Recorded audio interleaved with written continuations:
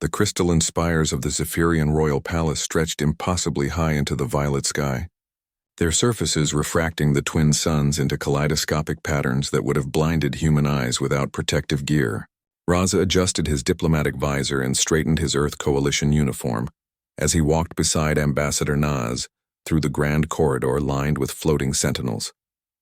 "Remember, no sudden movements," Naz whispered, her dark eyes scanning the ethereal guards that hovered like living sculptures of light. Queen Zarathi is said to be particularly volatile since the incident with the Andromedans. Raza nodded, though his mind was elsewhere. 3 months ago, he'd been a simple maintenance engineer aboard the research vessel Endeavor. Now, through a series of unfortunate events involving a diplomatic crisis and his unexpected knack for xenolinguistics, he found himself representing humanity in one of the most crucial negotiations in galactic history. The Zephyrians were ancient, powerful, and terrifyingly beautiful.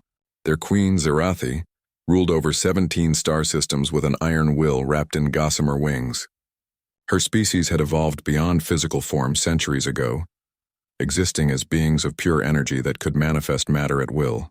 To them, humans were barely more than amusing primitives who had somehow stumbled into faster-than-light travel. The throne room doors materialized before them, literally formed from the crystalline walls as they approached. Beyond lay a chamber vast enough to house a small city, its ceiling lost in swirling nebulae that had been captured and tamed as decoration.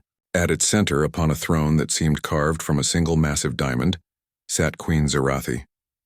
She was magnificent and terrible to behold. Her form shifted between states of matter, sometimes appearing as a towering humanoid figure with wings of pure starlight, other times dissolving into ribbons of energy that danced through the air before reforming.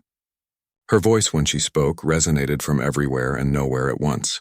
"So," the queen said, her words causing the very air to shimmer, "the little mammals have come to bargain for their pathetic colonies in the outer rim." Naz stepped forward with practiced diplomatic grace. "Your Majesty, we come with respect and hope for mutual understanding. The terraform worlds of..." Silence. The word hit like a physical blow, sending ripples through the atmosphere. "I did not give you permission to speak, creature." Raza felt anger flare in his chest but forced himself to remain calm. This was exactly what they'd been warned about. The Zephyrians viewed most species as beneath their notice, barely worthy of acknowledgement. But humans were different. There was something about their stubborn refusal to submit that either amused or infuriated the energy beings, depending on their mood. Queen Zarathi's attention turned to him, and he felt the weight of her gaze like standing too close to a star. "And you, little engineer, do you think your species deserves the worlds they have claimed?" Before Raza could formulate a response, something unexpected happened. A small figure came darting across the vast throne room, a child no more than waist-high, glowing with the same energy signature as the queen, but dimmer, more unstable. The young Zephyrian was clearly distressed, its form flickering between solid and gaseous states. Without thinking, without considering the political ramifications or the shocked gasps echoing through the chamber, the child ran directly to Raza and pressed against his legs, hiding behind him like any frightened child seeking protection. The throne room fell into absolute silence. Even the captured nebulae seemed to still in the ceiling above. Raza looked down at the small being clinging to him. The child couldn't have been more than the equivalent of 5 or 6 human years, its energy form stabilizing slightly at the contact with his solid matter. Instinctively, protectively, Raza placed his hand on what he assumed was the child's head. "It's all right," he said softly, not caring that every eye in the palace was upon him. "You're safe." Queen Zarathi had gone completely rigid, her form locked in its most solid state. Around the throne room, courtiers and guards flickered with what Raza recognized as extreme agitation. Several of the floating sentinels began to converge on his position. "Stop!" the queen commanded, her voice carrying harmonics that made the crystal walls sing. The sentinels halted immediately. Naz was staring at him with a mixture of admiration and terror. In all their briefings, nothing had prepared them for this scenario. The child of a Zephyrian queen seeking protection from a human was probably unprecedented in their entire history. "Your Majesty," Raza said carefully, not moving from his protective stance over the child, "I mean no disrespect. You were only acting on instinct," Queen Zarathi said, rising from her throne. As she descended toward them, her form solidified further until she appeared almost human, albeit one made of living starlight. The instinct to protect the young, regardless of species. She approached them slowly, and Raza could feel the child trembling against his legs. "My daughter Zalani has been having difficulties. Her energy matrix is unstable, her form unreliable. Our physician suggested it was a phase she would outgrow." The queen knelt beside her child, her expression, as much as could be read in features made of light, gentling.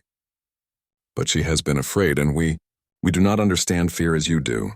We evolved beyond such base emotions millennia ago."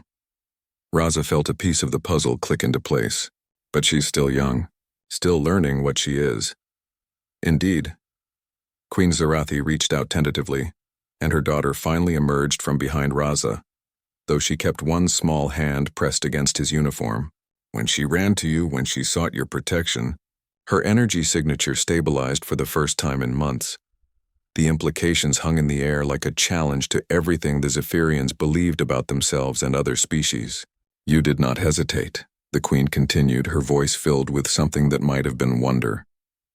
"You offered protection to a being that could unmake you with a thought, simply because she was afraid and small."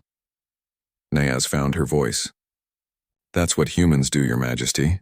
We protect those who need protecting." Queen Zarathi was quiet for a long moment, studying Raza and her daughter, who was now glowing with a steady, peaceful light. When she finally spoke, her words carried the weight of centuries. "Perhaps," she said slowly, "we have underestimated your species. Perhaps there are things we can learn from creatures who still remember what it means to feel." The negotiation that followed was unlike anything in diplomatic history. The terraform worlds were secured, yes, but more than that, a new understanding was born. An exchange program was established, with human teachers helping young Zephyrians navigate their emotional development, while Zephyrian masters shared their advanced technologies. As they prepared to leave the palace, little Zilani pressed something into Raza's hand, a small crystal that pulsed with gentle light. "So I can find you again," she said in perfect, if childlike, English.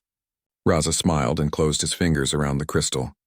Sometimes, he reflected, the most important moments in galactic history began with the simplest human instinct: the need to protect those who cannot protect themselves. Behind them, Queen Zarathi watched with ancient eyes that were finally beginning to remember what wonder felt like.